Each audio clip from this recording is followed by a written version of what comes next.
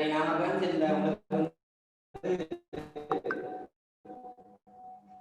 இந்த கிளாஸுக்காக நான் அரேஞ்ச் பண்ணது என்ன இருந்தால் சும்மா பேப்பர் வந்து சும்மா போட்டேன் சரியா. அதுல நீங்க எனக்கு முதலாவது செய்ய வேண்டிய ஒரு வேலை ஒன்று இருந்தால் அதுதான் நான் நீங்க எந்த ஸ்டேஜில் இருக்கீங்கன்றது தெரிஞ்சுக்கிட்டு அங்கிட்டு நான் உங்களுக்கு எல்லாத்தையும் கொடுக்கக்கூடியதா இருக்கு. சரி நான் இப்போ உங்களோட ஸ்க்ரீனுக்கு வந்து ஒரு பேப்பர் வந்து நான் ஷேர் பண்ணி விட்டுறேன். அந்த பேப்பர்ல முதல் 10 கேள்விக்கு மட்டும் சரி ஒரு சின்ன டைம்ல ஒரு முதல் 10 கேள்விக்கு மட்டும் எனக்கு ஒரு தாள்ல ஆன்சர் பண்ணி அதை நீங்க எனக்கு ஒருக்கா சென்ட் பண்ணி செட்ல போட்டு விடுங்க. அப்படி வாட்ஸ்அப் பண்ணி விட்டாலும் பரவாயில்லை.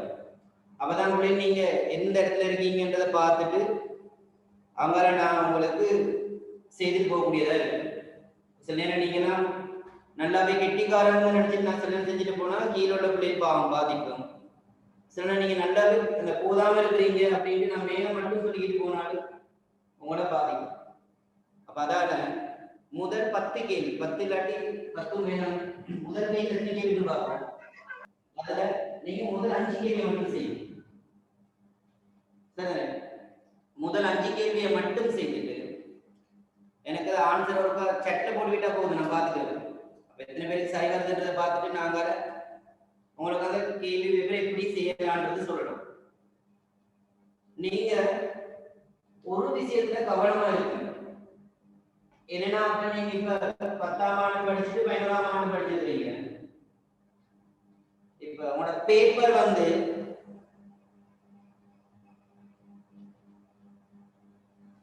சரி பேப்பர் வந்து உங்களுக்கு தெரியும் 10ஆம் ஆண்டுல ஃபர்ஸ்ட் டேர்ம்லையும் 10ஆம் ஆண்டுல செகண்ட் டேர்ம்லையும் 10ஆம் ஆண்டுல தேர்ட் டேர்ம்லையும் 11ஆம் ஆண்டுல ஃபர்ஸ்ட் டேர்ம்லையும் இந்த 4 டேர்ம்ல தான் உங்களுக்கு கேள்வி வந்து கூட எடுக்க போறாங்க. இதுல வார அடுத்த செகண்ட் டேர்ம் தேர்ட் டேர்ம் அப்ப இது ரெண்டுமே கேள்வி வந்து ரொம்ப குறைவா தான் எடுக்க போறாங்க. அப்ப நாம எதுக்கு கூட முக்கியத்துவம் கொடுக்கறது இப்ப உங்களுக்கு புரிஞ்சிருக்கு. அப்ப அதை வச்சுக்கிட்டு தான் இந்த பேப்பர் இதுவரைக்கும் மினிஸ்ட்ரி லெவல்ல இல்லாட்டி பேப்பர் சம்பந்தமா பேசுனதுல பேப்பர் சம்பந்தமா பேசுனதுல இவங்க இப்படிதான் சொல்லியிருக்காங்க. இவரும் இந்த செக்ஷன் நாங்க கூட கேள்வி எடுப்போம்ன்றத சொல்லியிருக்கிறாங்க. ரெண்டாவது விஷயம் அதுல இது ரெண்டும் கொஞ்சம் குறைவா தான் வரப்போகுது. அப்ப இதுல நாம ஒரு 80% எதிர்பார்க்கிறோம். இந்த செக்ஷன்ல வந்து நாம ஒரு 80% எதிர்பார்க்கலாம் கேள்வி கொடுக்கிறதுக்காக வர்றதுக்காக. ரைட் தானே? அப்ப இந்த முறை கொஞ்சம் உங்களுக்கு ஈஸியும் கூட.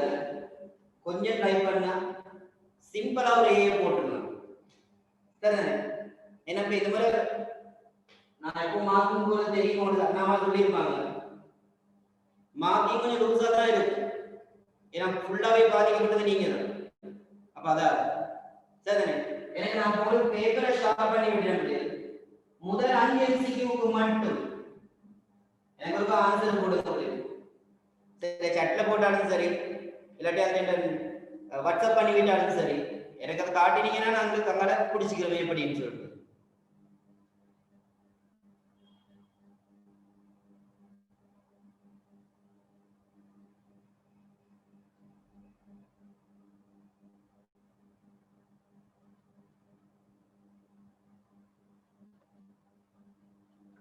சரி இந்த வாய்ஸ் வந்து டபுளா கேட்குதுன்னு சொல்லியிருந்தீங்க. இந்த டோர் மூடி பட்டிருந்ததுனால தான் அப்படி. அது ஓகேவா கேட்கிறேன். சரியா?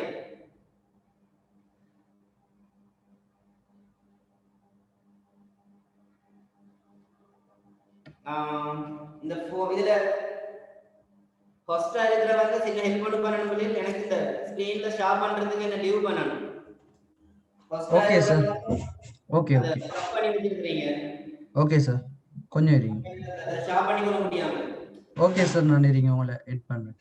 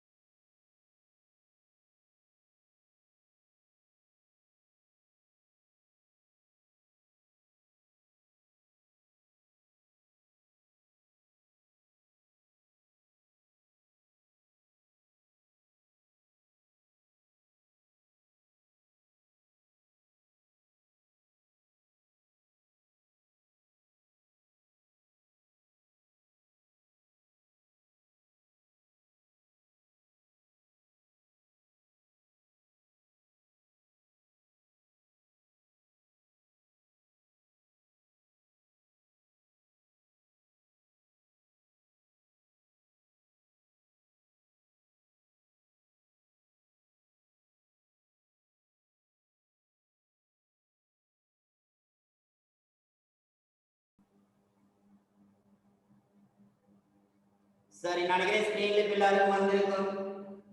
இப்ப இதுல பாருங்க, முதலாவது ஒரு கேள்வி போட்டிருக்கிறேன். உந்தத்தின் நியம அலகை குறிப்பதுன்னு சொல்லு. பெரும்பாலும் நீங்க பேப்பர்ல பார்த்தா முதலாவது கேள்வி எப்படி வருமா இருந்தாம ஏதாவது ஒரு அலகு சம்பந்தமா தான் வருது ஃபைனல் பேப்பர். ஏதாவது ஒரு அலகு சார்பா தான் இந்த பேப்பர்ல வருது இந்த கேள்வி. அப்ப அலகுகள் பெரும்பாலும் நமக்கு தெரிஞ்சிருக்காங்க. அப்படி நாங்க அலகுகள் தெரிஞ்சிருக்கிறப்போ சரிதானே,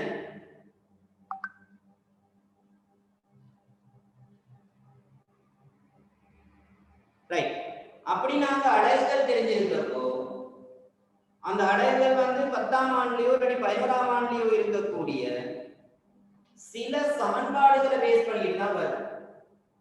அப்படி இல்லாட்டி பயாலஜில எளிமையான கேள்விகளை தான் போடுவாங்க. அப்படி நான் ஒரு கேள்வி போடுறேன் பாருங்க. முதலாவது உந்தத்தின் நியம அலகை குறிப்பது அப்படின்னு கேட்கிறாங்க. இப்ப உந்தம்னா நமக்கு என்னன்னு தெரிஞ்சா போதும். உந்தம்ன்ற விஷயம் வந்து உந்தம்ன்றது ஏதாவது ஒரு பொருளின் சடத்தின் அளவு திணிவு. ஏதாவது ஒரு பொருளின் சடத்தின் அளவு അതിന്റെ அந்த சடப்பொருளின் അല്ലെങ്കിൽ அந்த சடத்திന്റെ வேகம் தான் உந்தத்துக்கு ஈக்குவலா இருக்கு. இப்ப இங்க பாருங்க, உந்தம் சமன் திணிவு தர வேகம். திணிவை நாம குறிக்கிற சர்வதேச அலகு கிலோகிராம் தர வேகத்தை கொடுக்கிற நாங்க சர்வதேச அலகு அங்கனிய வார்த்தையாகவே மீட்டர் செகண்ட் -1. இது பாருங்க, ரெண்டு பேரை நீங்க பெருக்கிட்டா கிலோகிராம் மீட்டர் செகண்ட் -1 இதான் வரும். அப்ப முதலாவது கேள்விக்கு பெரிய டைம் எடுக்காது. 1 மினிட் தான் அந்த கேள்விக்கு நான் எக்ஸ்பிளைன் பண்ண வேண்டிய டைம். 1 மினிட்ல ஃபர்ஸ்ட் 10 கேள்வி ஆன்சர் பண்ணணும். அப்ப kilogram metre second -1 first answer வந்து நியூட்டன் மீட்டர் இருக்கு, அது வராது. செகண்ட் ஆன்சர் நியூட்டன் மீட்டர் -2 வராது. தேர்ட் ஆன்சரும் ஃபோர்த் ஆன்சரும் ஒரே ஆன்சர் தான் இருந்தாலும் ஃபோர்த் ஆன்சர் எழுதி இருக்கிற மெத்தட் பிழை. கிலோகிராமுக்கு கேபிட்டல் கே சிம்பிள் ஜி போட்டுருக்கு. இதெல்லாம் கவனமா இருக்கணும். Capital K simple G. அப்ப கேபிட்டல் கே சிம்பிள் ஜி வந்துச்சுன்னா ஃபோர்த் ஆன்சர்ல கேபிட்டல் ஏ கொடுத்துருக்காங்க. ஆகவே அது தேர்ட் ஆன்சர். பெரும்பாலும் போட்டுருந்தீங்க, நான் பார்த்தேன். ரைட்டா? பெரும்பாலும் எல்லாரும் அந்த கேள்வியை போட்டுருந்தீங்க. இதே மாதிரி இன்னொன்னு நீங்க பார்க்கணும். அமுக்கம் சமன் விசையின் கீழ் பரப்பளவு. அமுக்கம் சமன் விசையின் கீழ் பரப்பளவுன்னு சொல்றப்போ இங்க விசைக்கு நாம கொடுத்த அலகு நியூட்டன், பரப்பளவு கொடுக்கிற சர்வதேச அலகு மீட்டர் வர்க்கம். ஆகவே இங்க நியூட்டன் கீழ மீட்டர் வர்க்கம் இருக்கிறது, மேல வரப்போ நியூட்டன் மீட்டர் -1. இது அமுக்கத்துக்குரிய அலகு. இதே மாதிரி அவங்க எந்த சமன்பாடு கொடுத்தாலும், அவங்க எந்த கணியத்தை கொடுத்தாலும் அந்த கணியத்துக்குரிய சமன்பாடு முதலாவது மண்டைக்கு வந்துச்சுன்னா அதுல நம்ம பிழை வராம ஆன்சர் பண்ணலாம். ரைட்டா? இப்ப சும்மா யோசிச்சு பாருங்க. விசைன்னு சொல்றேன்னா சரிதானே? இப்ப விசைக்கு நான் சொல்றேன் பாருங்க, விசை சமன்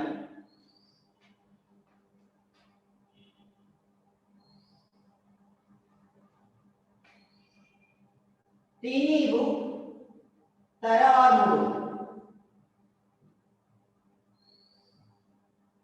திணிவு தர ஆர்முடு விசை.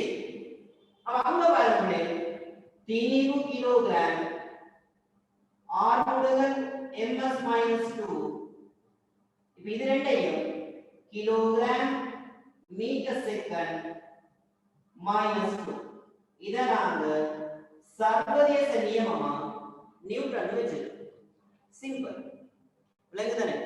முதலாவது கேள்வி பிசிக்ஸை பொறுத்த வரைக்கும் இப்படியான குறியீடுகள் போட்டா அதை லேசா நமக்கு கண்டுபிடிக்க தெரியும். அவ்வளவு சரிதானே?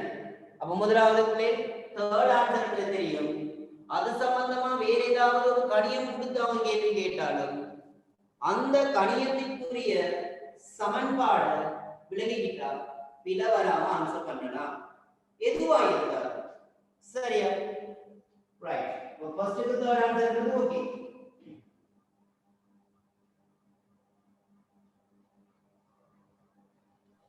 இப்ப செகண்ட் கேள்வியை பாருங்க. செகண்ட் கேள்வியில அவங்க சொல்றாங்க பாருங்களே, 2 மோல் NaOH 4 டெசிமீட்டர் கனம் கரைசலில் கரைந்திருப்பேன். சரிதானே? அக்கரைசலின் செறிவு சமன் மோலின் கீழ் கனவளவு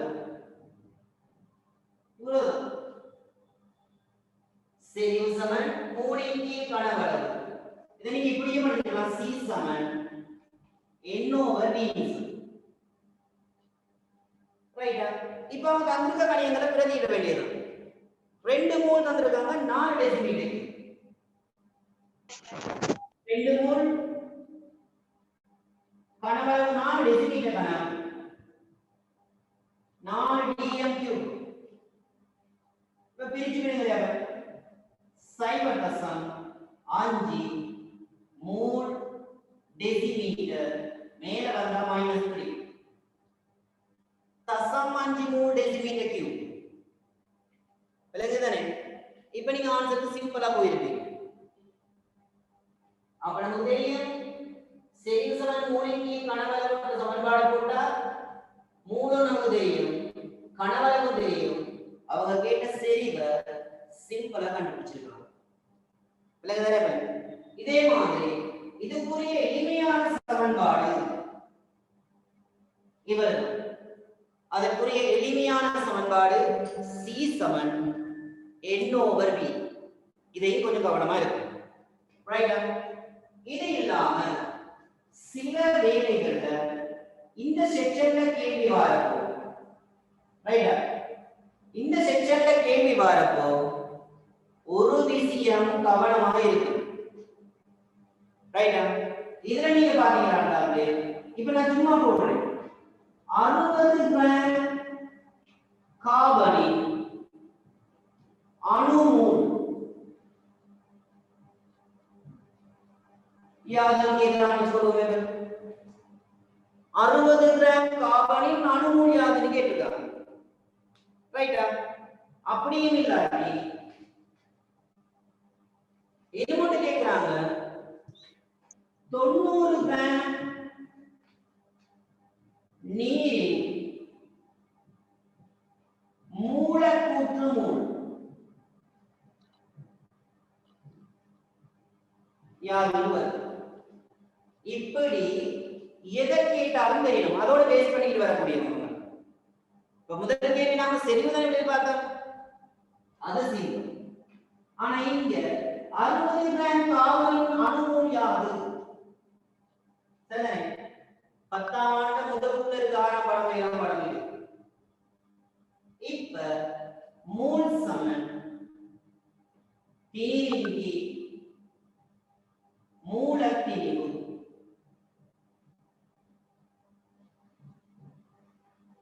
மோல் சமன் திணிவின் மூலத்திணிவு. ரொம்ப சிம்பிள். திணிவு தந்திருந்தாங்க 60 கிராம். கார்பன் என்ன மூலக்கூற்று திணிவு உங்களுக்கு தெரியும். கார்பன் என்ன மூலக்கூற்று உங்களுக்கு தெரியும். 12 கிராம் மோல் -1.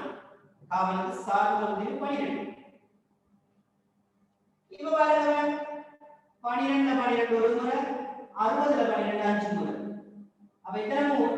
Simple 5 mole. இப்படி அணு மோல் கண்டுபிடிக்கலாம். இதுல இதுலயே அடுத்த விஷயம் கேட்டிருக்காங்க, மூலக்கூற்று மூல். ரைட்டா? மூலக்கூற்று மூல் கேட்டா அதுவும் அதேதான் சமன்பாடு. மூல் சமன் திணிவு கீழ மூல திணிவு. குறியீட்டுல நீங்க படிச்சிருப்பீங்க, மூல் சமன் capital M over simple M. ரைட்டா? இப்ப இவருடைய சார்பு மூலக்கூற்று திணிவு கண்டுபிடிக்கணும். இப்ப இங்க பாருங்க, H2O H2O சார்பு மூலக்கூற்று திணிவை கண்டுபிடிக்கிறது. ஹைட்ரஜனுக்கு சார்பு மூலக்கூற்று ஒன்றுல 2 பேர் இருக்காங்க, சக. ஆக்சிஜனுக்கு 14. இப்ப 1 2 2 சக 16 கூட்டி விட்டா 18 RAM 3 -1. இப்ப சார்பு மூலக்கூற்று திணிவு கண்டாச்சு. அதை கூட நீங்க அப்ளை பண்ண வேண்டியது. திணிவு கொடுத்திருக்காங்க 90 கிராம். சார்பு மூலக்கூற்று திணிவு 18 கிராம் மூல் -1. கிராமும் கட். 18ல 18 ஒரு முறை, 90ல 18 5 முறை. ஆகவே 5 மூல். மூல் -1 மேல வரப்போ மூலா மாறுது. இவ்வளவு விலகுதனை. நம்ம ரெண்டாவது கேள்வி வந்து செறிவோட வரப்போ செறிவு கண்டுபிடிக்க தெரியணும், மூல் கண்டுபிடிக்க தெரியணும், அணு மூல் கண்டுபிடிக்க தெரியணும். இந்த 3 விஷயமும் கண்டுபிடிக்க தெரிஞ்சா நாங்க சிம்பிளா அந்த ஆன்சர் போயிடும். சரி, ரைட். பிள்ளைகள் நான் சொல்றப்போ ஏதாவது உங்களுக்கு டவுட் வந்தா அந்த சாட்ல டைப் பண்ணி போடுங்க, நான் அதை பார்த்துட்டு உங்களுக்கு ரிப்ளை பண்றேன். ரைட்டா? அப்ப நமக்கு தெரியும் செறிவை கண்டுபிடிக்கிறது எப்படி, அணுமூல கண்டுபிடிக்கிறது எப்படி, மூலக்கூற்று மூல கண்டுபிடிக்கிறது எப்படி. இந்த 3 விஷயமும் இந்த கேள்வியை பேஸ் பண்ணிட்டு வர்றது. 10ஆம் ஆண்டுல இருக்குது, 11ஆம் ஆண்டுல இருந்து இந்த கேள்வி இடையில வர்றாங்க. அப்ப அதனால சரி, ரிப்பீட் சொல்லுங்க மத. கவனமா இருக்கும். ரைட்டா? ரிப்பீட் சொல்லுங்க சார். சாரி எஸ் சார், கொஞ்சம் ரிப்பீட் சொல்லலாம் மத. திரும்ப சொல்ல பாப்பேன். ஓ ஓ ஓ. இப்போ இதுக்கு முதல்ல நாங்க பார்த்த விஷயம் அந்த கேள்வி 2 மூல் NaOH 4 டெசிமீட்டர் கியூப்ன்றது 4 லிட்டர். அதுல கரைஞ்சிருந்தா செறிவு கேட்டாங்க. அதுக்கு தான் நான் ஒரு சமன்பாடு சொன்னேன், செறிவு சமன் மூலின் கீழ் கனவளவு. அப்ப செறிவு கேட்டுட்டாங்க, மற்ற 2 கணியமும் தந்திருந்தாங்க. அப்ப டிரெக்டா மூளை போட்டாச்சு, கீழே செறிவு கனவளவை போட்டு அந்த கடைசியில் மொத்த கனவளவை போட்டுறீங்க. அதை போட்டு கண்டுபிடிச்சா 0.5 வந்துச்சு. 0.5 மூல் DM கியூப்னு சொல்லுவோம், டெசிமீட்டர் கணக்கு. அதே விஷயம் 90 கிராம், சும்மா 2 கே போட்டு விட்டேன். அணு மூலத்தை கண்டுபிடிக்கிறது, மூலக்கூற்று மூலை கண்டுபிடிக்கிறது. இங்க கார்பன்ன்றது ஒரு அணு, அதனால அணு.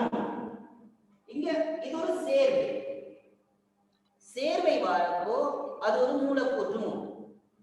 விளங்குதானே? ரைட். அப்ப அணு மூலம் நமக்கு தெரியும், மூலக்கூற்று மூலம் நமக்கு தெரியும். ரைட்டா? அப்ப அதனே வச்சுக்கிட்டு இதுல வர அந்த கேள்விகளை பண்ணலாம். சரியா? அப்ப அதுக்கு சமன்பாடுகள் மட்டும் ஞாபகம் இருந்தா போதும். செறிவு சமன் மூலின் கீழ் கனவளவு, மூல் சமன் திணிவின் கீழ் மூலர் திணிவு. இந்த 2 விஷயமும் தெரிஞ்சா அப்படி வர கேள்விகளை ஆன்சர் பண்ணலாம்.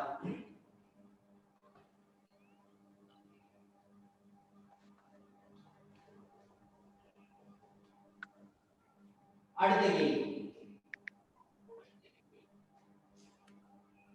X எனும் மூலகத்தின் அணுவின் ஆவர்த்தன அட்டவணையில் 3ஆம் ஆவர்த்தனத்தையும் 4ஆம் கூட்டத்தையும் பிரதிநிதித்துவப்படுத்துகின்றது. இவ்வணுவின் ரசாயன தாக்கத்தின் பின்னர் உருவாகும் வடிவம் கேட்டிருக்காங்க. இப்ப நமக்கு இவர் மண்டைக்கு வரணும்.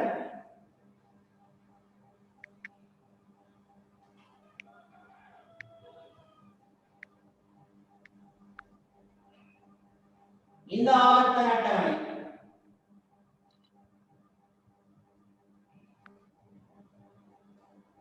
இது விளங்காத நினைக்கிறேன். அப்படியே இருக்கட்டும். நான் 2-3 தேவையான வரைக்கும் மட்டும் போட்டு சொல்றேன். விளங்குது சார். விளங்குதா?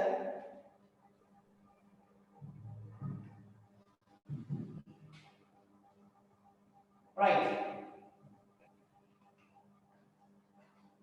அது வரைக்கும் இருக்குது. நான் ரைட். இங்க பாருங்க.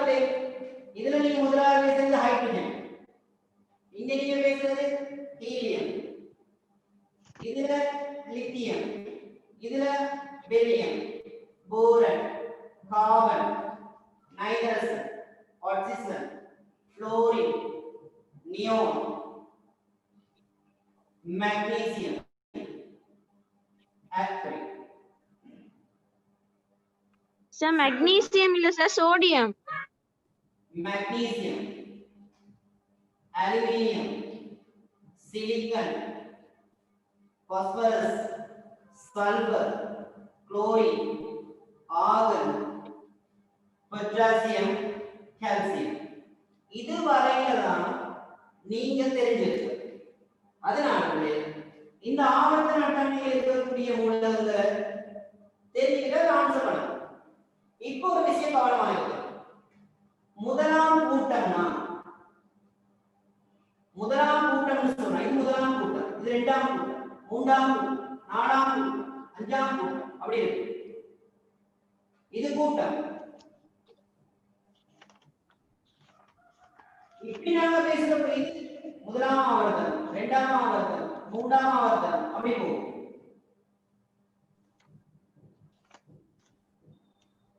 ஆவர்த்தனம். இப்ப அந்த கேள்வி தெரிஞ்ச அந்த கேள்வி சிம்பிள் ஆன்சர் பண்ணலாம். முதலாம் கூட்ட மூலகம்னு சொன்னா சரி, ஒரு இலக்கண இலக்கு. முதலாம் கூட்ட மூலகம்னா ஒரு இலக்கண இலக்கும் பிணைப்பில் ஏற்படுத்தும்.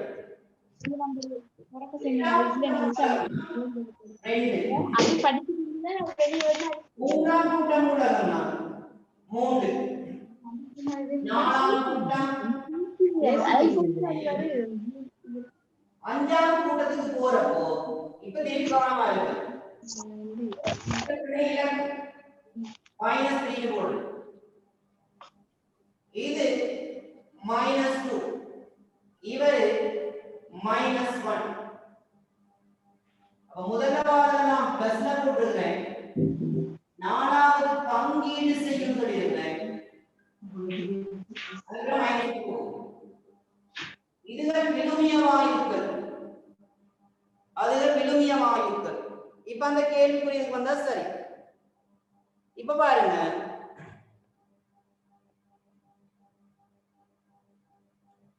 எக்ஸ் எனும் பாருங்க மூலக அணு ஆவர்த்தன அட்டவணையில் 3ஆம் ஆவர்த்தனத்தையும் 6ஆம் கூட்டத்தையும் கொண்டிருக்குதான்.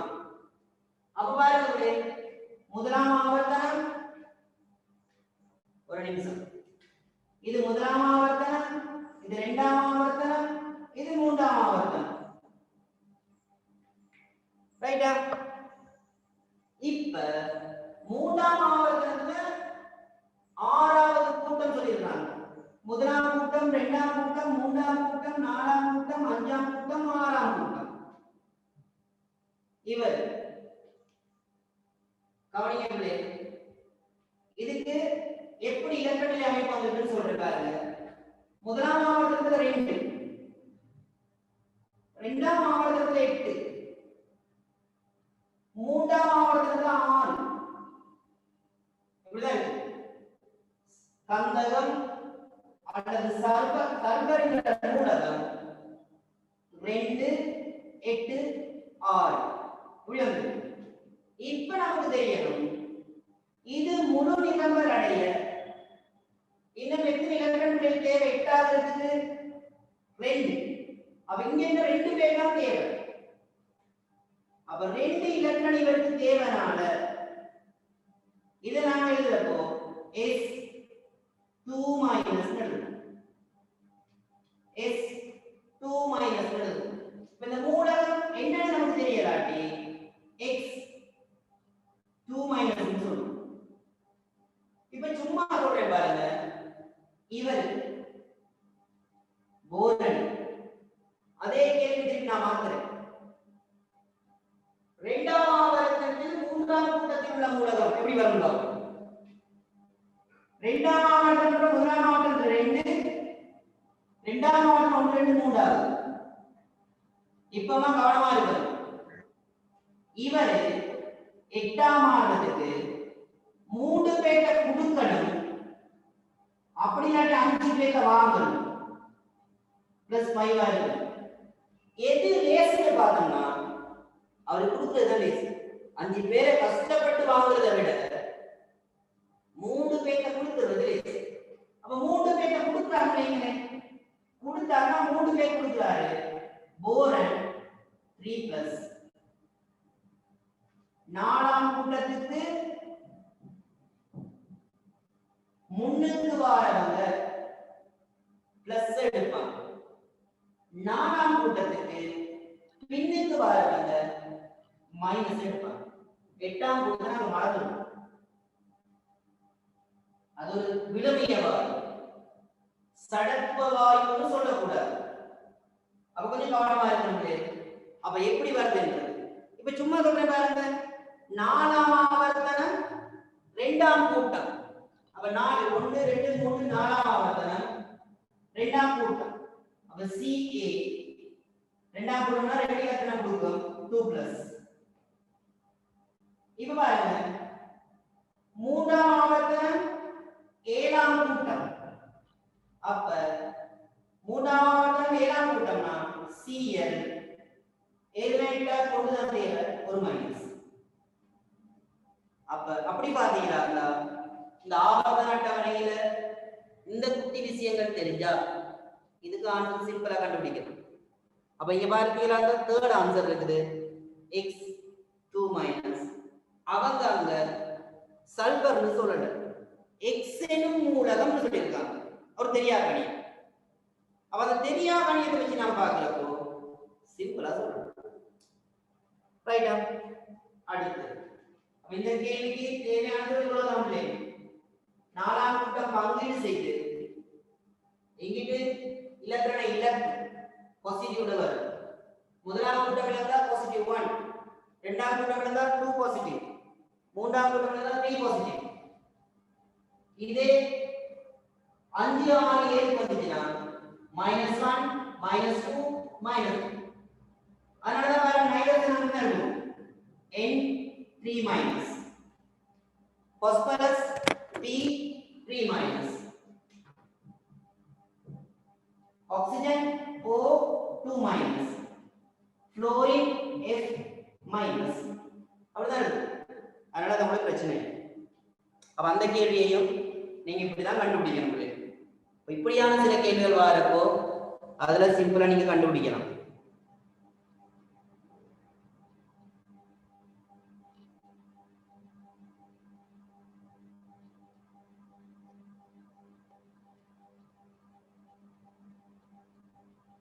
ரைட். அடுத்த விஷயம், உயிரியல் மூலக்கூறாக இருப்பது அப்படின்னு கேட்டிருக்காங்க. ரைட்டா? சாரி, உயிரியல் மாமூலக்கூறாக இருப்பது. அப்ப இந்த விஷயம் முடிஞ்சு அடுத்த கேள்வி நாம பார்ப்போம்.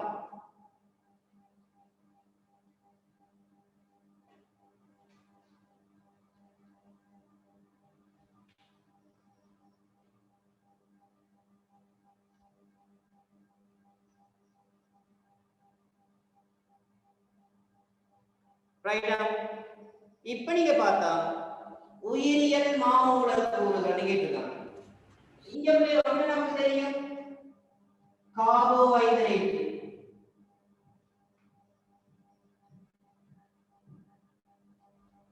ரெண்டாவது நமக்கு தெரியும் லிபிட், மூன்றாவது தெரியும் புரதம், நாலாவது தெரியும்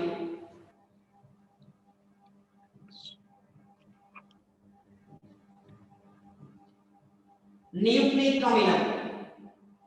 இதை வச்சுக்கிட்டு ரெண்டு விதத்துல கேள்வி ஆகும்.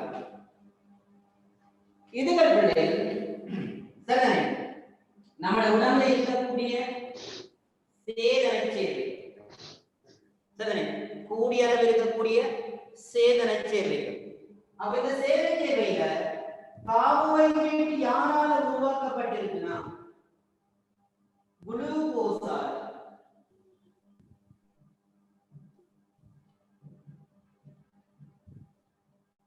குளுக்கோஸால் உருவாக்கப்பட்டது. இலிப்பிட்டு யாரால உருவாக்கப்பட்டிருக்குன்னா கிளிசராலும் கொழுப்பு அமிலம். கிளிசரோலாலையும் கொழுப்பு அமிலத்தாலையும் உருவாக்கப்பட்டது. இதுல புரதம் யாரால உருவாக்கப்பட்டிருக்குன்னா அமினோ அமிலம். புரதம் அமினோ அமிலங்களால் உருவாக்கப்பட்டது.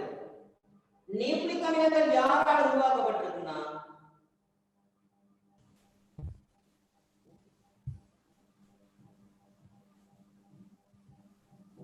நியூக்ளியோடைட். இங்கிலீஷ்ல நியூக்ளியோடைட்னு சொல்றோம். ரைட்டா?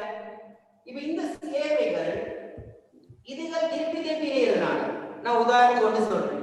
கார்போஹைட்ரேட் வருமானா குளுக்கோஸ் திருப்பினே கிளிசரால் இல்ல லிபிட் வருமானா இவங்க ரெண்டு பேர் இன்னைக்கு நிறைய பேர் வந்திருக்கு. அப்படி நாம பார்க்கிறப்போ இந்த கார்போஹைட்ரேட் கார்பனாலையும் ஹைட்ரஜனாலையும் ஆக்சிஜனாலையும் உருவாகுது. இந்த லிபிட் கார்பனாலையும் ஹைட்ரஜனாலையும் ஆக்சிஜனாலையும் உருவாகுது. அதே மாதிரி இந்த புரதம் கார்பனாலையும் ஹைட்ரஜனாலையும் ஆக்சிஜனாலையும் நைட்ரஜனாலையும் சில வேளைகள்ல சல்பராலையும் உருவாகுது.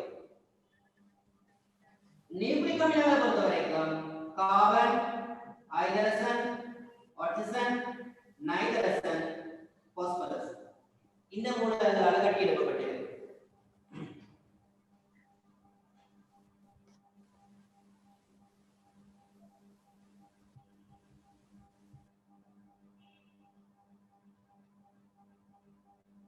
சரியா அந்த வாய்ஸ் வந்து வரதுல நீங்க அப்படியே சரியா அதுக்கப்புறம் கொஞ்சம் பார்த்து கொள்றேன். அதையும் சரியா பாருங்க. அப்ப இந்த மூலங்களால தான் இதுக்கு கட்டி எழுப்பப்பட்டிருக்கிறது. இப்ப இதுல நாம பார்க்கிறப்போ பிள்ளைகள்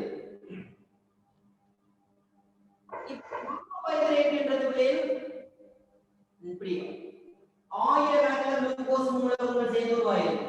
கார்போஹைட்ரேட் சேர்ந்து மாப்பொருள், கிளைகோஜன், செல்லுலோஸ், அரை செல்லுலோஸ் இந்த மாதிரி. அப்ப அது ஒரு மாமூலக்கூறு. மதுரை ரெட்ல மார்க் பண்றேன் எல்லாத்தையும். கார்போஹைட்ரேட் ஒரு மாமூலக்கூறு, புரதம் ஒரு மாமூலக்கூறு, நியூக்ளிக் அமிலம் ஒரு மாமூலக்கூறு. ஆனா இந்த லிப்பிட் ஒரு மாமூலக்கூறு அல்ல. லிப்பிட் ஒரு பெரிய ஒரு மூலக்கூறு நாங்க சொல்ல மாட்டோம். அது ஒரு சின்ன மூலக்கூறு. விளங்குதானே? அப்ப நமக்கு தெரியும். அப்ப மாமூலக்கூறுகள் யாருன்னு கேட்டா கார்போஹைட்ரேட், புரதம், நியூக்ளிக் அமிலம். இதுல மாமூலக்கூறு அல்லாதது லிப்பிட். இவங்களெல்லாம் யாரால உருவாக்கப்பட்டிருக்காங்க நீங்க கொடுத்துருங்க. இதுல இருக்கக்கூடிய சேதன மூலங்கள் என்னன்றது இங்க கொடுத்துருக்கு. அப்ப அதை நீங்க பாத்தீங்கன்னா இந்த மூன்று மூலமும் எல்லாத்துலயும் இருக்கு. கார்பன், ஹைட்ரஜன், ஆக்சிஜனும் எல்லா மூலகத்திலையும் இருக்கு. ரைட்டா? இப்ப ஆன்சருக்கு வருவோம். உயிரியல் மாமூலக்கூறாக இருப்பது குளுக்கோஸ் வராது. ஒரு பார்த்தால அது சேர்ந்தா இது வந்துச்சு. லிப்பிட் வராது, மாமூலக்கூறு இல்லைன்னு சொல்லு. அடுத்தது புரதம் ஒரு மாமூலக்கூறு, அடுத்தது நீர் ஒரு எளிய மூலக்கூறு H2.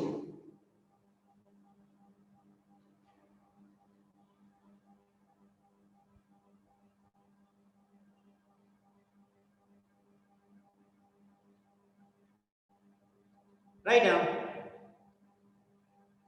சரி, அடுத்த விஷயம் பாருங்க பிள்ளைங்க.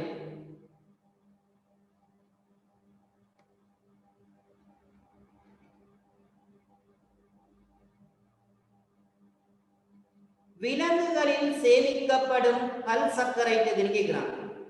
அப்ப நமக்கு தெரியணும் பிள்ளைகள், இப்ப இந்த விஷயம் ஓகே தானே? இந்த விஷயம் ஓகேனா அடுத்தது நாங்க பார்ப்போம். சரியா கவனிங்க. ரைட், சாரி பிள்ளைகள், பவர் கட் ஆகிருந்தாலும் வைஃபை ரைட் போய் ஸ்டார்ட் பண்ண மாட்டேங்குது. இப்ப அந்த கேள்வி உங்களுக்கு ஓகேன்னு நினைக்கிறேன். ஏன்னா இப்ப 5 வரைக்கும் பார்த்துட்டாங்க. அடுத்து இதுல வந்து இதுல விஷயம் நான் சொல்லி அடுத்த கேள்விக்கு பாருங்க. பைருவேட் சோதனை பொருள், பைருவேட் சோதனை பொருள்ன்றது பைருவேட் டெஸ்ட் எதுக்கு செய்யறாங்கன்றது முதல்ல தெரியும். இப்ப கார்போஹைட்ரேட்டுக்கு நாம செய்யற டெஸ்ட் ஒன்று இருக்குது. ஃபீலிங் சொல்யூஷனை போட்டு கண்டுபிடிக்கிறது, அப்படி இல்லாட்டி பெனடிக்டின் சொல்யூஷனை போட்டு கண்டுபிடிக்கிறது. அங்க செப்பு சல்பேட் இருக்கு. ரெண்டாவது லிப்பிடுக்கு சூடான் 3, சூடான் 3 சொல்ற பவுடர் இருக்கு. பிங்க் கலர் பவுடர் உண்டு. அது லிப்பிடோட சேர்ந்த பிறகு செந்நிற கோளங்களை உருவாக்கும். ரைட்டா? அப்படி அடுத்த விஷயம் புரதம். புரதத்தை பொறுத்த வரைக்கும் புரதத்துல நீங்க பாத்தீங்கன்னா பைருவேட் டெஸ்ட் புரதத்தோட சேர்க்கிறப்போ ஊதா நிறத்தை தரும். அடுத்தது பிள்ளைகள் நியூக்ளிக் அமிலத்துக்கான டெஸ்ட் நம்மளோட சிலபஸ்ல அவங்க கொடுத்தீங்க தேவை. அப்ப அது மூணே வச்சுட்டு தான் இந்த கேள்வி. 6வது வீட்டு இருக்கு, ஏன்னா ரயிலா பார்த்து 6வது வருவோம். பைருவேட் சோதனை பொருளாவது. அப்ப இங்க அயடின் வந்து மாப்பொருளுக்கு, நைட்ரிக் அமிலம் புரதத்துக்கு, மெர்க்குரி நைட்ரேட் நான் சும்மா போட்டிருக்கேன் பிள்ளைகள். செப் சல்பேட்டும் சோடியம் ஹைட்ராக்சைடு இது ரெண்டும் தான் பைருவேட் சோதனை பொருள் இருக்கிறவங்க. ரைட்டா? பைருவேட் சோதனை பொருள் இருக்கிறவங்க யாருன்றது தெரியுமா? ரைட்.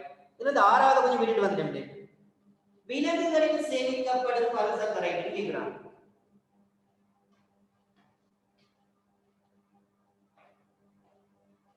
இதுல ஒரு விஷயம் கவனமா இருக்கு. ரைட்டா?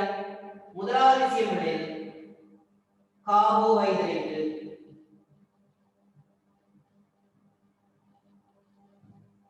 கார்போஹைட்ரேட்ல 3 பேர் இருக்காங்கன்றது மாதிரி தெரியணும். இதுல ஒரு சர்க்கரை இருக்கு.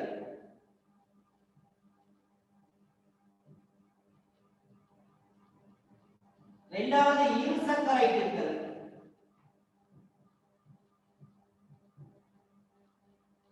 மூன்றாவது பல் சர்க்கரை இருக்கு. இப்ப நாம இந்த முதலாவது பேசின அந்த விஷயத்துல நீங்க கொஞ்சம் கவனமா இருக்கணும்.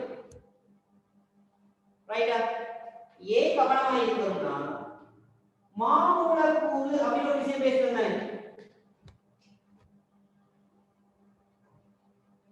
மாமூலக்கூறு அப்படின்னு ஒரு விஷயம் பேசணும்.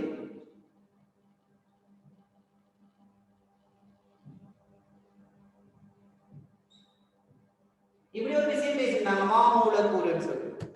இப்ப மாமூலக்கூறுல லிப்பிட் தவிர மத்ததெல்லாம் மாமூலக்கூறுன்னு சொல்லு. ஆனா இந்த ஒரு விஷயம் கவனமா இருக்கணும்ல, கார்போஹைட்ரேட்டுகள்ல ஒரு சர்க்கரைக்கும் இரு சர்க்கரைக்கும் மாமூலக்கூறுகள் அல்ல.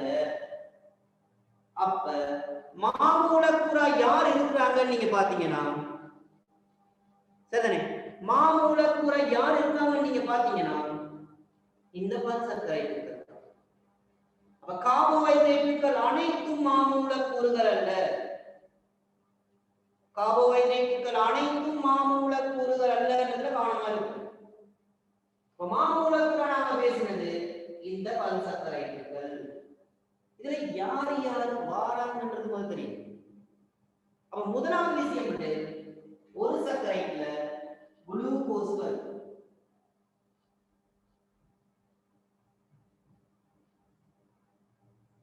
ரெண்டாவது பிள்ளைகள் ஃப்ரக்டோஸ் வரும்.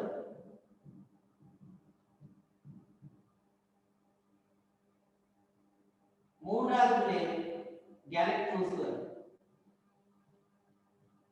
இந்த மூன்று பேரும் ஒரு சர்க்கரைக்கு அவங்க மாமூலக்கூறுகள் இல்லை. இரண்டாவது விஷயம் பிள்ளைகள் இரு சர்க்கரைக்குல சுக்ரோஸ், மோல்டோஸ், லாக்டோஸ் இவங்க எல்லாம் இரு சர்க்கரைகள் ஒரு சர்க்கரைகள் அல்ல. அவ இவங்க ரெண்டு பேரும் மாமூலக்கூறுகள் இல்ல, இது மட்டும் தான் மாமூலம். அப்ப இங்க மாமூலக்கூறு நாம பேசுறப்போ முதலாவது பேசுறாங்க மாப்பொருள், இரண்டாவது பேசுறோம் கிளைகோஜன்,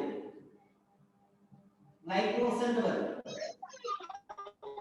மூன்றாவது நாம் பேசுறோம்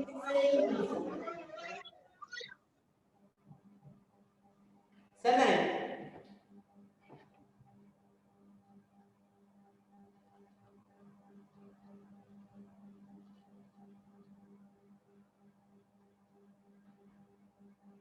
ரைட், ஓகே ரைட். அப்ப செல்லுலோஸ்.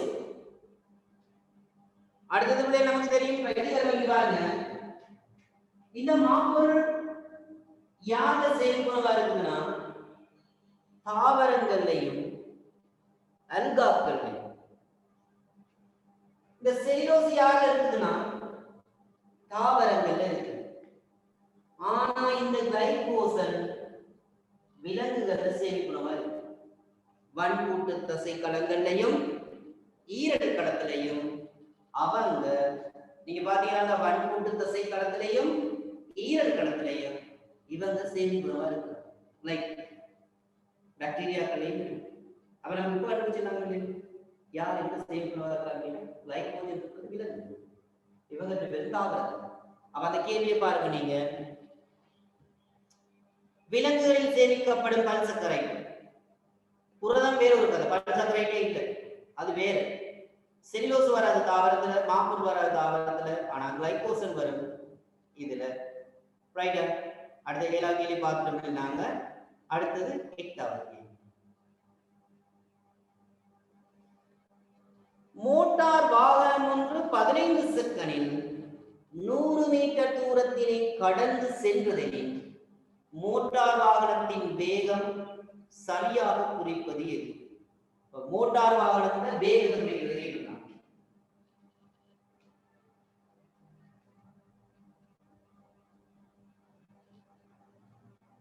சரியா?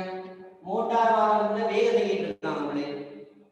இதுக்கும் அந்த சமன்பாடு மண்டை வந்துடும். அந்த முதல் கேள்வி மாதிரி வேகம்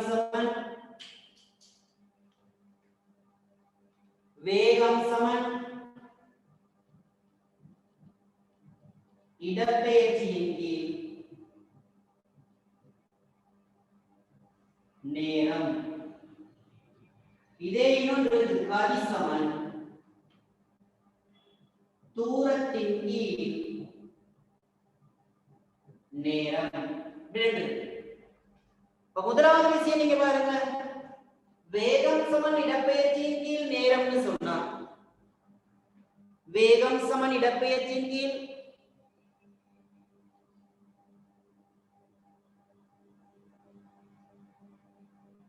ரைட்டா? வேகம் சமன் இடப்பெயர்ச்சியின் கீழ் நேரம்னு சொன்னா அதே மாதிரி கதியும் ஒரு விஷயம் இருக்கு. இப்ப கவனிங்க, இடப்பெயர்ச்சிக்கான 300 மீட்டர், நேரத்துக்கான 15 செகண்ட்.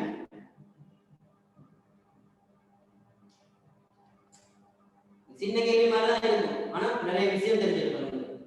அப்ப வேகம் இவ்வளவு இருக்கும், 15 30 2 முறை 20 இந்த மீட்டர் செகண்ட், நேரம் வந்தா மைனஸ் 20 மீட்டர் செகண்ட் மைனஸ். இதே விஷயத்தை நான் சும்மா வேற ஒரு கேள்வியா சொல்றேன். பொருள் ஒன்று 300 மீட்டர் தூரத்தை 15 செகண்ட்ல கடந்துச்சு. கவனமா இருக்கணும். முதல்ல நாம பார்த்த கேள்வி வேகம். மோட்டார் வாகனம் ஒன்று 30 15 செகண்டில் 300 மீட்டர் தூரத்தினை கடந்து சென்றது. வேகம் கேட்டிருந்தாங்க. இங்க தூரம் கொடுத்திருந்தா ஒருவேளை அதே நீங்க என்ன செய்வீங்க? 300 மீட்டர் எடுத்த நேரம் 15 செகண்ட் பிரிச்சு விட்டா 20 ms மைனஸ் 1. இப்ப பாருங்க, தூரம்னாலும் அதே கதை தான், இடப்பெயர்ச்சினாலும் அதே கதை தான். ஆனா ஒரு விஷயம் இல்லை, இடப்பெயர்ச்சி ஒரு காவிக்கணியம், வேகம் ஒரு காவிக்கணியம். ஆகவே இங்க வேகம் காவிக்கணியத்தை பேஸ் பண்ணிட்டு சொல்றேன், ஒரு திசைக்குரிய திசையை குறிப்பிட்டு சொல்றேன்.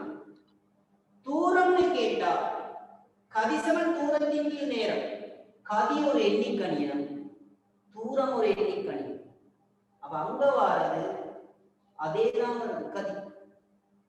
ஆனா இடப்பெயர்ச்சி இதோட கேட்டா இல்லாட்டி வேகம்னு கேட்கிறப்ப நம்ம இடப்பெயர்ச்சியா நடந்துட்டு தான் செய்யணும்.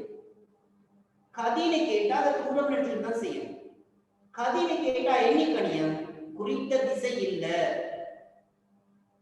வேகம்னு கேட்டா குறித்த திசை இருக்குது. டெபினிஷன் படிச்சிருப்பீங்க. காவிக்கணியம்ன்றது குறித்த பருமனையும் திசையையும் கொண்டது. எண்ணிக்கணியம் பருமன் இருக்கும், திசை இல்லை.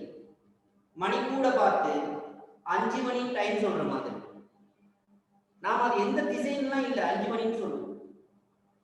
ஆனா 100 மீட்டர் யோசிச்சு பாருங்க, ஒருத்தர் ஓடை ஸ்டார்ட் பண்ற இடத்துல இருந்து எந்த இடத்துக்கு போய் சேருவானோ அதான் 100 மீட்டர். குறித்த திசை இருக்கு,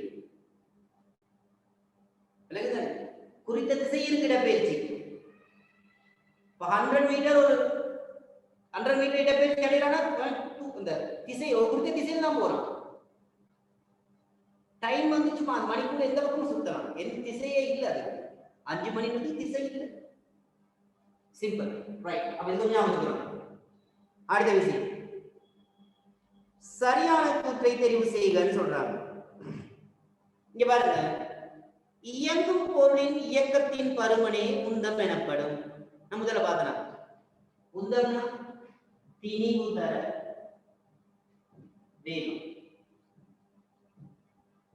உந்தம் அப்ப இயக்கத்தின் பருமன் இது திணிவு வேகத்தால பெறுகிற இயக்கத்தின் பருமன். Simple, first answer. ஓகே. பொருளொன்றின் உந்தம் அதன் திணிவிலும் அதன் வேகத்திலும் பெருக்கமாகும். திணிவு தர வேகம்.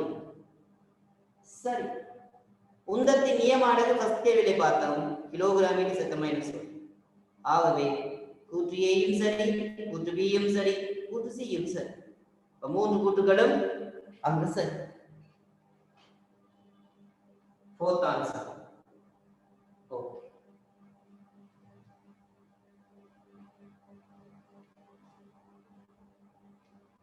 அடுத்த விஷயம்,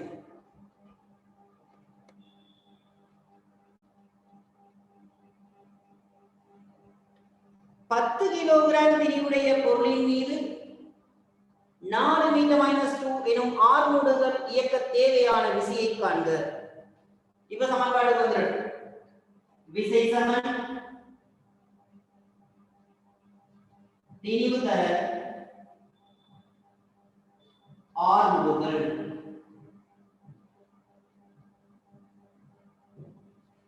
விசை சமன் திணிவு தர ஆர்முடுகள். திணிவுன்றத வந்திருக்காங்க 10 கிலோகிராம் தர ஆர்முடுகள் கொடுத்திருக்காங்க 4 ms மைனஸ் 2. 10 4 பெருக்கினீங்களா 40 கிலோகிராம் மீட்டர் செகண்ட் மைனஸ் 2. நான் முதல்லயே சொன்னேன், இந்த மீட்டர் செகண்ட் மைனஸ் 2 சொல்றது யாருக்கு சமம்னா நியூட்டனுக்கு. ஆகவே ஆன்சர் 40 நியூட்டன். 40 நியூட்டன். இப்படி நியூட்டன்ல சொல்லலாம், அப்படி அடிப்படை வந்தாலும் கண்டுபிடிக்க தெரியும். அப்ப நமக்கு தெரியும் விசைன்றது திணிவையும் ஆர்முடுகின்றதையும் பெருக்கும், உந்தம்ன்றது திணிவிண்டையும் வேகத்திண்டையும் பெருக்கும். ரைட்? அப்ப திணிவு இவ்வளோ ஆர்முடுகள் இவ்வளோ பெருக்கிவிட்டா இந்த ஆன்சர் சிம்பிளா கண்டுபிடிக்கணும். அடுத்தது காவி கணியத்தை கொண்டிராத கூட்டம் எது என தருகன்னு கேட்கிறாங்க. இப்ப பிள்ளைகள் நமக்கு ரெண்டு விஷயங்கள் இதுல ஞாபகம் இருக்கும். முதலாவது காவி கணியம்னா என்னன்னு தெரியணும். ரெண்டாவது காவி கணியங்கள் யார் யாருன்றது தெரியும். ஏன்னா காவி கணியத்தை விட எண்ணி கணியங்கள் தான் ரொம்ப கூட இருக்கு. காவி கணியங்கள் ஒரு விஷயத்தை விட எண்ணி கணியங்கள் விஷயம் தான் ரொம்ப ரொம்ப கூட இருக்கிறாங்க. அப்ப அதை வச்சு நாங்க பாக்குறப்போ ரைட்டா காவி கணியங்கள் யார் யாரும் பார்க்கணும். வேகம் ஒரு காவி கணியம், இடப்பெயர்ச்சி ஒரு காவி கணியம்,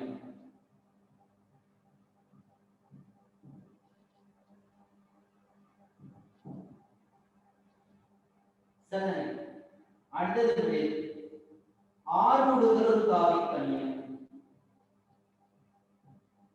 அமர்முடுகள் ஒரு காவி கணியம்,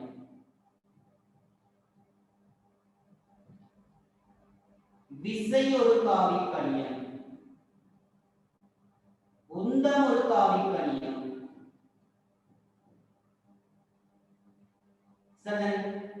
இப்ப இதுகள் தான் நம்ம சிம்பிளா கண்டுபிடிச்சிடலாம். இதுகள் எல்லாம் காவி கணியம். சரி. இப்ப இது இல்லாத யாராவது இருந்தால் எண்ணி கணியன்றது ஞாபகம். அப்ப காவி கணியம் இது போதும் இல்லை. உனக்கு சிலபஸ்களால இருக்கிறது இவ்வளவு. சரி. வேகம் ஒரு விஷயம், இடப்பெயர்ச்சி ஒரு விஷயம், ஆறுமுடுகள், அமர்முடுகள், விசை, உந்தம், இதுகள்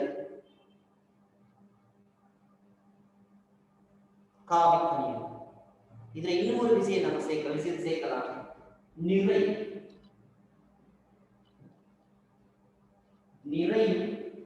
காவி கணியம். ஒரு குறித்த திசையில தான் நிறை தொழிற்படும். இப்ப கவனிங்க, இவங்க அவ்வளவு பேருக்குமே திசையோடு இருக்கு, பருமனும் இருக்கு. அதான் டெபினிஷன். பருமனையும் குறித்த திசையையும் கொண்ட கணியம் காவி கணியம். எண்ணி கணியம்னா பருமனை மட்டும் கொண்ட கணியம். அமுக்கம், பரப்பளவு, கனவளவு என்ன இது எல்லாமே எண்ணி கணியம். இப்ப கவனிங்க, அப்ப காவி கணியத்தை கொண்டிராத கூட்டம் கேட்கிறாங்களே, முதலாவது வராது விசை இருக்கிறதுனாலே, மத்த நம்ம வாசிக்க தேவை. ரெண்டாவது வராது வேகம் இருக்கிறதுனாலே, மூன்றாவது வராது விசை இருக்கிறதுனாலே, நாலாவது எத்தனம், அமுக்கம், திருப்புத்திறன். இது எண்ணிக்கை. அப்ப நமக்கு தெரியும் காவி கணியம் யார் யாருன்றத மண்டையில வச்சுக்கிட்டா எண்ணி கணியம் பத்தி படிக்கவே தேவை. அப்ப காவி கணியத்தை வச்சுக்கிட்டு எண்ணி கணியம் யாருன்றதை நம்ம பார்க்கலாம். ரைட்டா? அப்ப அப்படியான ஒரு விஷயம் தான் பிள்ளைகள் இந்த கேள்விக்கு வர ஆன்சர்ல பார்க்கணும். அப்ப இதுகள் மட்டும் ஞாபகம் வச்சுக்கணும். ஆறுமுடுனா என்ன, அமர்முடுனா என்ன, விசைனா என்ன, வேகம்னா என்ன, இடப்பெயர்ச்சினா என்ன, இது தெரியும். பருமனும் குறித்த திசையும் இருக்கணும். அப்ப அதை வச்சு கண்டுபிடிச்சு ரைட். அடுத்த கேள்வி.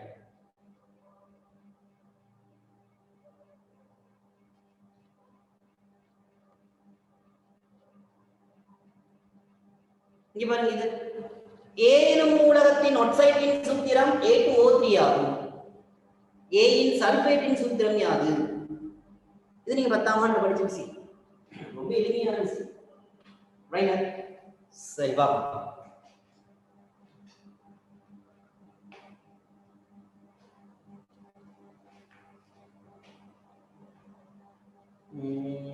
ரைட். A எனும் மூலகத்தின் ஒட்சைட்டின் சூத்திரம் A2O3 ஆகும். A என்ற மூலகம், அவர் ஒட்சைட்டின் சூத்திரம் Al2O3. இதான் இது மத்தனாக்கு கண்டுபிடிக்க தெரியும். இப்ப உங்களுக்கு தெரியும் மெக்னீசியம் குளோரைடு MgCl2 யாரு சொல்றீங்க? ரைட்டா? ரைட்டா? மெக்னீசியம் குளோரைடுன்றது MgCl2. இது எப்படி வந்துச்சுன்றது தெரியும். இப்ப டக்குனு மண்டைக்கு வரணும். முதல்ல நாங்க ஆவர்த்தன அட்டவணை வரைஞ்சது. மெக்னீசியம் 2ஆம் கூட்டம் ஆகவே Mg 2 plus chlorine ஏழாம் கூட்டம் Cl minus. இப்ப இவங்க ரெண்டு பேரையும் குறுக்கால யோசிக்கணும். இந்த மேல இருக்க நம்பர்ஸ் மட்டும். மெக்னீசியம் இங்க ஒன்று தானே இருக்குது, அவங்க ஒன்றை இங்க போடக்கூடாது. குளோரின் எழுதுறீங்க, இங்க எத்தனை பேர் இருக்காங்க? ரெண்டு பேர். Magnesium chloride. இதே விஷயம் பாருங்க, நான் சொல்றேன். யாராவது சோடியம் குளோரைடு எழுதுனா எழுதுவீங்க சோடியம் குளோரைடு, அதுக்கு எழுத தெரியும். ஆனா நமக்கு ஒரு விஷயம் தெரியணும், சோடியம் முதலாம் கூட்டம், குளோரின் ஏழாம் கூட்டம், ரெண்டு பேர்லையும் ஒன்றோடு தான் இருக்கு. ஆகவே இவர் எழுதுறப்போ என்ன அந்த ஒன்று போட தேவையில்லை, Cl அந்த ஒன்று போட தேவை. சரியா? மாறி மாறி பார்க்கலாம். இப்ப இன்னொன்று நான் சொல்றேன், ரைட்டா? இதே மாதிரி பாருங்க,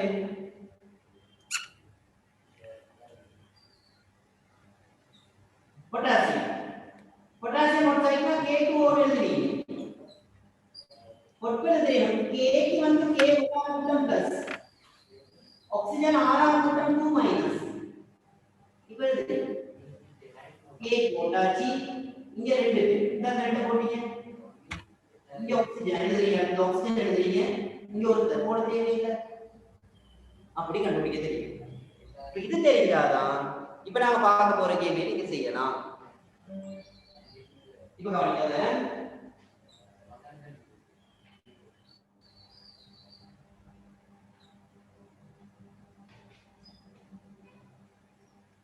அவங்க கொடுத்தாங்க A க்கு எப்படி உருவாகும்? Al2O3 உருவாகும்.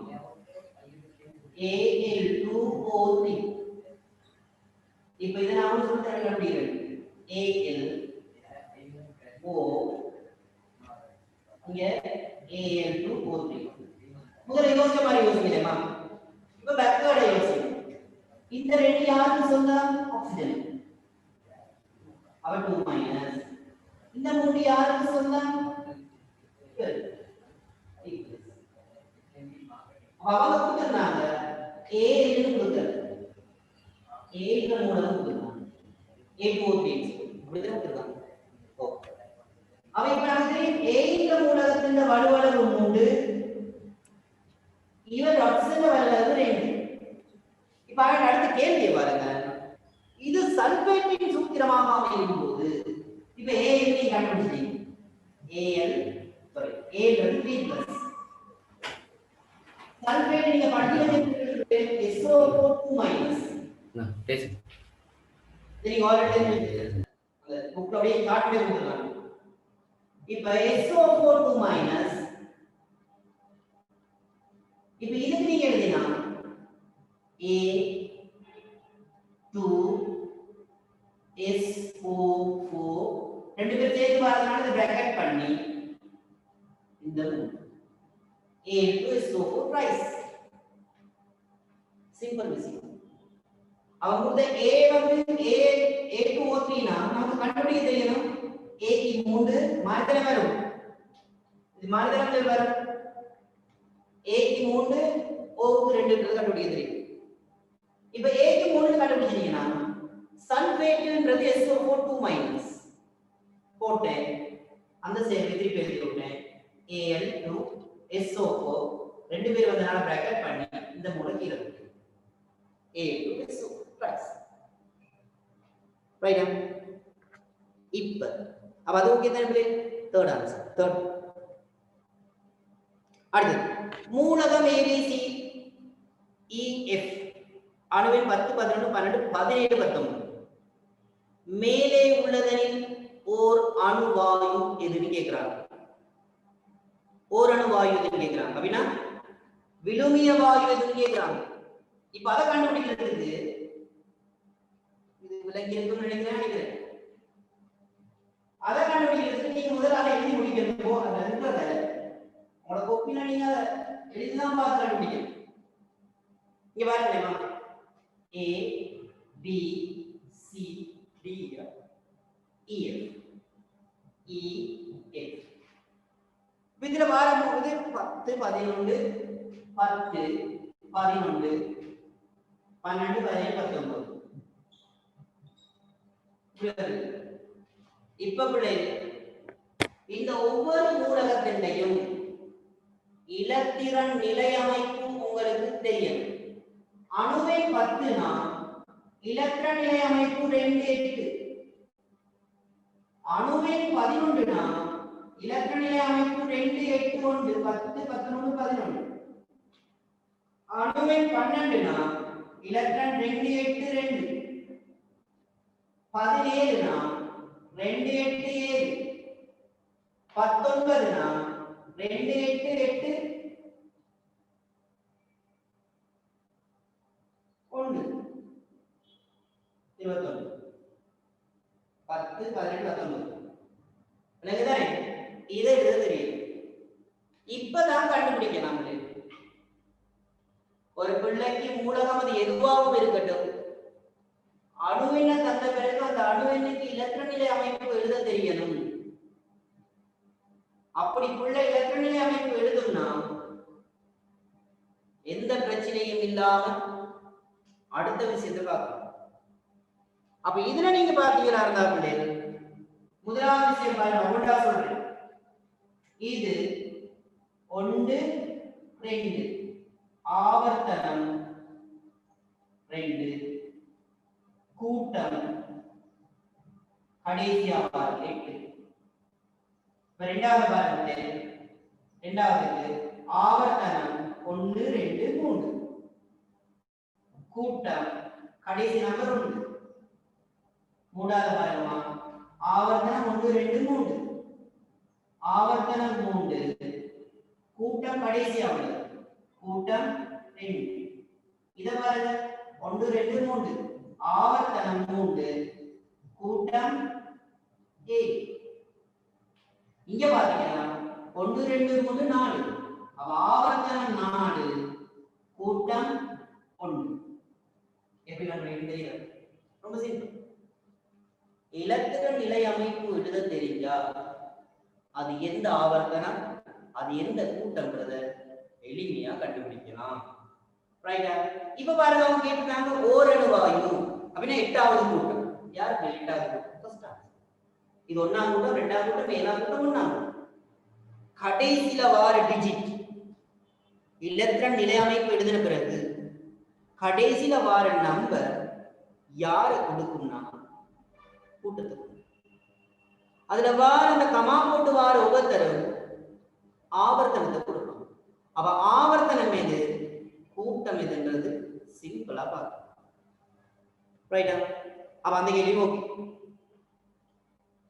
இவங்க பாருங்க, மேலே உள்ள ஓரணு வாயு எதுன்னு கேட்கிறாங்க. அப்படின்னா முதலாவது மாத்திரம் 8ஆம் கூட்டம் மூலம் தான் ஓரணு வாயு. மற்றதுகள் பிரச்சனை இல்லை, உங்களுக்கு கண்டுபிடிக்கவும் தெரியும். அதாவது நீங்களும் கேள்வி வந்தா விசாருக்கு வாய்ப்பு இல்லைன்னு நம்புறேன்.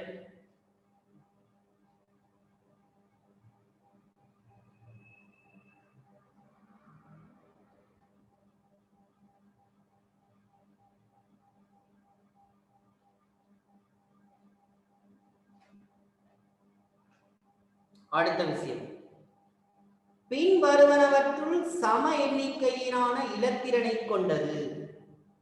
அவ பின் வருவனவற்றுள் சம எண்ணிக்கையிலான இலத்திரன்.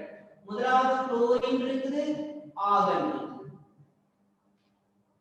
இரண்டாவது இருக்குது குளோரின் மைனஸ் இருக்குது, ஆர்கான் இருக்குது. Cl minus argon. மூன்றாவது இருக்குது Na பிளஸ் இருக்குது, ஆர்கான் இருக்குது. Na plus argon. நாலாவது இருக்குது Cl minus Na. Cl minus இருக்குது, Na இருக்குது. இப்போ ஒவ்வொன்றுக்கும் போட்டு போறேன் பாருங்க. குளோரினுக்கு அணு எத்தனை? 17. ஆர்கானுக்கு அணு 17. அப்ப இலத்திரன் சமநிலையிலே இல்ல. அப்ப அந்த ஆன்சர் வராது. ரெண்டாவது பாருங்க, Cl மைனஸ். Cl மைனஸ்னா Cl ல 17 அணு இருக்குது, அதோட எக்ஸ்ட்ரா ஒரு எலக்ட்ரான் வந்துருக்கு மைனஸ்னா வந்து சேர்ந்துருக்கு அப்ப இவர் Cl க்கு 17 × 18 ஆதனுக்கு 18 கரெக்ட் ஆன்சர் தேர்ட் பாருங்க சோடியம் 11 பிளஸ்னா ஒரு எலக்ட்ரான் இழந்துருச்சு ஆகவே 10 ஆகன் 18 wrong answer Cl minus 17 18 neon 10 wrong answer ஒரு கம்பி தெரியுதா அப்படி அப்ப அது சிம்பிளா பார்த்தனால அது போட்டு அழகாடி தெரியுதுனா ரைட்டா அந்த எளிமையான கட்டமைப்பு அடுத்து 15வது பாருங்க சீரான வேகத்தில் இயங்கிக் கொண்டிருக்கும் 6 கிலோகிராமினுடைய பொருள் அதன் இயங்கும் திசையில் 12 நியூட்டன் விசை பிரயோகிக்கப்பட்டால் அதில் உண்டாகும் ஆர்முடுகல் எவ்வளவு நியூட்டனில் F நியூட்டன் சொன்னதா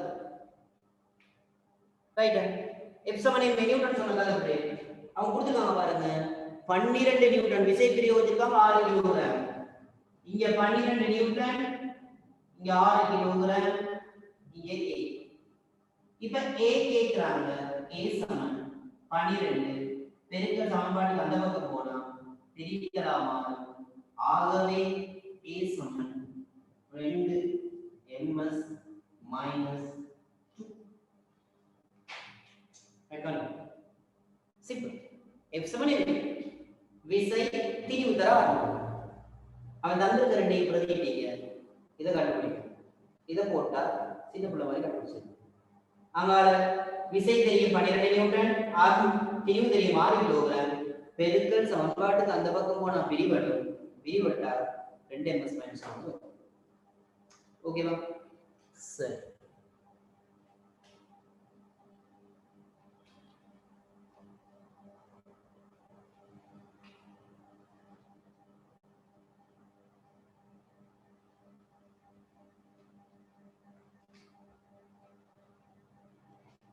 ரைட்டா அடுத்த விஷயம் இது படத்தில் காட்டப்பட்டுள்ள வரைபடமானது குளியல் தடாகத்தில் நீந்தும் பயிற்சி முறை ஒன்றாகும் இங்கு அவளின் இயக்கம் நிகழ்வதற்கு எடுத்துக்காட்டும் நியூட்டனின் விதியாவது சும்மா யோசிக்கல அவ என்ன செய்யறா நீச்சல் தடாகத்துக்குள்ள போய் அந்த டேம்ல இருக்கக்கூடிய சுவர்ல விசையை கொடுத்து தள்ளுறா விசையை கொடுத்து தள்ளுறப்போ அது மறுபக்கமா அவளை தள்ளுது அப்ப நியூட்டன் 3ஆம் விதி எந்த ஒரு தாக்கத்திற்கும் சமனும் எதிரானதுமான மறுதாக்கம் உண்டு அவ என்ன செய்யறா தன்னை காரால எவ்வளவு உந்து விசையோடு கொடுக்க முடியுதோ அதே அளவு உந்து விசையோடு முன்னால தள்ளிக்கிட்டு நியூட்டன் 3ஆம் விதி என்ன ராக்கெட் மோஷன் மாதிரி வானவெளி விட்டுறப்ப யோசிச்சு பாருங்கம்மா நெருப்பு எவ்வளவு கீழே தள்ளுதோ அந்த அளவு அது மேல போகாது அந்த எடுத்து ஊண்டி தரையில நீங்க எவ்வளவு வேகமா அடிக்கிறீங்களோ அந்த அளவு அது மேல எழும் தானே அவ இப்படியானதுகள் தாமா இருக்கு அப்ப அதுல 1ஆம் விதி 2ஆம் விதி 3ஆம் விதி நியூட்டன் விதி எதையும் எடுத்து காட்டவில்லைன்னு சொல்றாங்க அது கீழே வந்து தேர்ட் நியூட்டன் விதி எடுத்து காட்டுது அவ வந்து தள்ளுறா சுவர் அவளை தள்ளு ரைட்டா அடுத்தது சில தனிக்கல அங்கி அல்லாதது எதுன்னு கேட்கிறாங்க இது ஒன்றும் இல்லாவே உங்களுக்கு தெரியும் பிளமிடோனாவது ஒரு தனிக்கல அங்கி யூக்ளினா ஒரு தனிக்கல அங்கி பரமீசியம் ஒரு தனிக்கல அங்கி காளான் ஒரு பலதள அங்கி பிளமிடோனாஸ் எப்படி இருக்கு பிளமிடோனாஸ் பரமீசியம்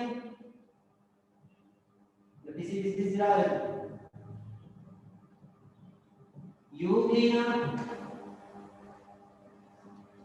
இதோட சவுமுறை காளான் பெரிய கண்ணு தெரியும் காளாண்ட பனி உடலம் காளான் தெரியும் நம்ம வெளியில வந்து ஃபங்கஸ் கண்ணுக்கு தெரியாது காரணமா இருக்கும் ஃபங்கஸ்கள் வெறுக்கண்ணுக்கு புலப்படாது ஆனா காளான் அதோட இனப்பெருக்க கட்டமைப்பு அவர் தெரிவாரு ஃபங்கஸ்கள் தென்பட மாட்டாங்க அடுத்த விஷயம்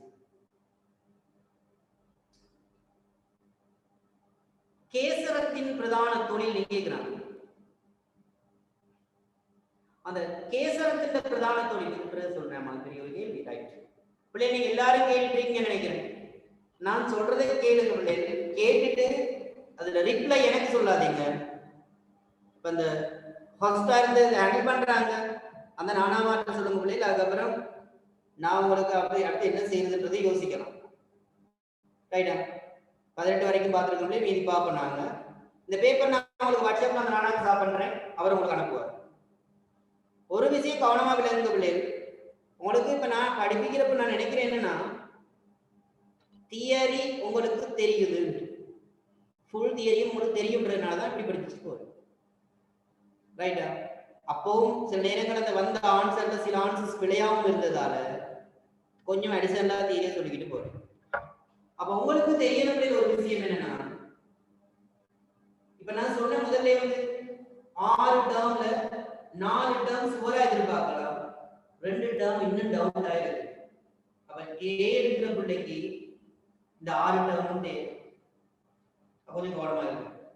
ரைட்டா? பி எடுக்கிற பிள்ளைக்கு 5 டேர்ம் தேவை, அப்படி கொஞ்சம் இருக்கு. கொஞ்சம் இதெல்லாம் இருக்குது, பார்ப்போம். அப்படி போறேன்னு சொல்லிட்டு போறேன். ரைட்டா? அடுத்து இதுல வர ஒவ்வொரு கேள்வியும் செய்யறதுக்கு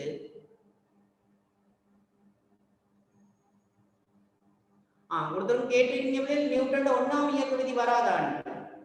1ஆம் இயக்க விதியில வந்து சமநரவான விசை தொழிற்படாவிடத்து அப்படி ஒரு வசனம் இருக்கு. சமனான விசை வந்து தொழிற்படாவிடத்துன்னு ஒரு வசனம் இருக்கு, அதுல வராது. ரைட்? இது 3வது வருது. ரைட்? இப்ப கவனிங்க, அந்த நாடகம் சொல்றது நீங்க உங்களுக்கு தேவையானது. ஏன்னா உங்கள்ட்ட கேட்டுதான் சொன்னாங்க. ஆனா நீங்க எல்லாரும் போடணும்னு நினைக்கிறேன். போட்ட கொஞ்சம் பேர்ல நான் பார்த்தேன். முதல்ல இருந்த கேள்வி கொஞ்சம் சிம்பிள் கேள்விகள் தான் போட்டிருந்தோம். கொஞ்சம் கொஞ்சம் போதான் கேள்வி கொஞ்சம் ஸ்டாண்டர்ட் ஆகுது. அப்ப அதுலயும் சில பிழையும் இருக்குது பிள்ளைகள், இல்லைன்னு சொல்லல. ஆனா ஏன் உங்களுக்கு தெரியல. ஆனா கொஞ்சம் கவனமா இருக்கு. இனிமே நான் செய்யற ஒவ்வொரு கிளாஸ்லையும் ஒரு கிளாஸ் நான் சும்மா சொல்றேன், சாட்டர்டே கிளாஸ் நான் செய்ய போறேன். சாட்டர்டே கிளாஸ் வந்து செஞ்சா அன்றைக்கு எந்தெந்த கேள்விகள் டிஸ்கஸ் பண்ணப்படுதோ அந்த செக்ஷன்ல வச்சு 10 கேள்விகளோட எக்ஸாம் பேப்பர் கொடு. அந்த எக்ஸாம் பேப்பர் கிளாஸ் முடிய கொடுத்து 10 கேள்வி 10 மினிட்ஸ்க்கு முதல்ல மினிமம் 8 மினிட்ஸ் போதும். 8 மினிட்ஸ்ல அதை நீங்க எனக்கு ஆன்சர் எழுதி வாட்ஸ்அப் பண்ணுங்க. அப்பதான் பிள்ளைக்கு அது எந்த அளவு போயிருக்கிறது என்னால அனலைஸ் பண்ண முடியும். அப்படி வந்து இருக்கு. அடுத்து உங்களுக்கு ஏதாவது பாடத்துல செக்ஷன் விளங்கப்படுத்தணுமா இருந்தா அதையும் நீங்க அவங்கள்ட்ட சொல்லணும். அப்படி சொன்னா அதுகளையும் நான் பார்த்து உங்களுக்கு செய்து விடலாம். ரைட்டா? அப்படியானதுகளும் இருக்குது. அடுத்து இப்ப நான் இங்க போட்ட கேள்விகள் எல்லாம் சும்மா மாடல் கேள்விகள். பாஸ் பேப்பரோட பேஸ் பண்ணி போறப்போ நான் இதுதான் போவேன். பாஸ் பேப்பரோட பேஸ் பண்ணி போறப்போ அதுல கொஞ்சம் கவனமாவே இருக்கணும். ஏன்னா பாஸ் பேப்பர் வந்து ப்ரொஃபசர் செட் பண்ண பேப்பர்ஸ்,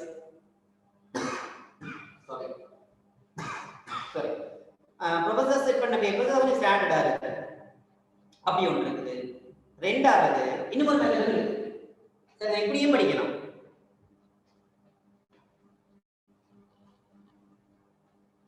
யூனிட் வைஸ் டிஸ்கஸ் பண்ணலாம். First unit, second unit, third unit சொல்லிட்டு அப்படி போடணும். ஆனா அது டைம் இல்லை.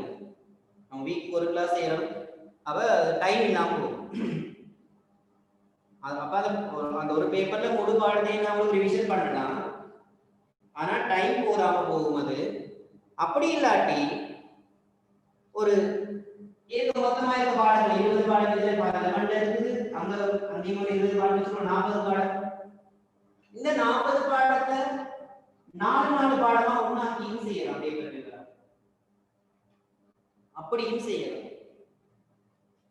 ரைட்டா? அப்ப அதெல்லாம் கொஞ்சம் பார்த்துட்டு எனக்கு அவர்கிட்ட சொல்லுங்க. அவர் எனக்கு அவர் இந்த நம்பர் இருக்குன்ற அவர் அனுப்புவார். நான் இந்த பேப்பரை நான் அவருக்கு வாட்ஸ்அப் பண்றேன், அவர் உங்களுக்கு வாட்ஸ்அப் பண்ணுவார். அவர் நம்மளோட வாட்ஸ்அப் குரூப்ல இதை போட்ட பிறகு நீங்க இதை செய்து பாருங்க. கீழே உள்ள கேள்வி நான் எத்தனை கேள்வி போட்டிருக்கேன் தெரியுமா?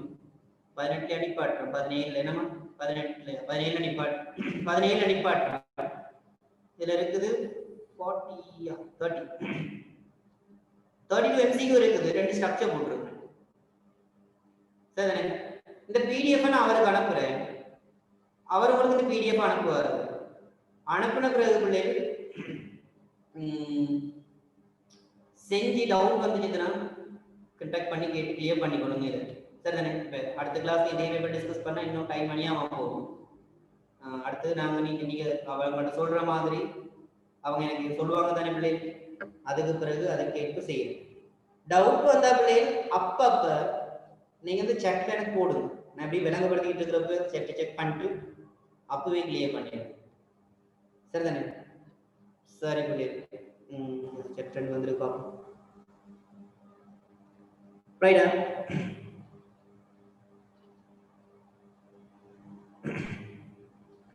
சரி, உங்களுக்கு வேற ஏதாவது டவுட் இல்லாம நீங்க அவ்வளவுதான் சொல்லணும். அப்படியே கேள்வியில இருந்து டவுட் வந்துச்சுன்னா நீங்க என்ன கட்டாக் பண்ணுங்க, நான் சொல்றேன். நான் எனக்கு ஏன்னா அவங்க தானே கட்டாக்ல இருக்கிறவங்க, அந்த பிள்ளைகள் எந்த பிள்ளைகள் அவங்க நீங்களும் படிச்சு அவங்க மாதிரி நல்லா வரணும். பிள்ளைகள் கொஞ்சம் அக்கறையா படிங்க. 3ஆம் மாசம் வரைக்கும் 3 மாதம் தானே. ரைட்டா? ஆல் தி பெஸ்ட் பிள்ளைகள். பாய் பிள்ளைகள். நான் லீவ் பண்றேன், ஆனா பேப்பரை நான் அவருக்கு போடுறேன். ரைட்டா? போட்ட பிறகு நீங்க செய்யுங்க.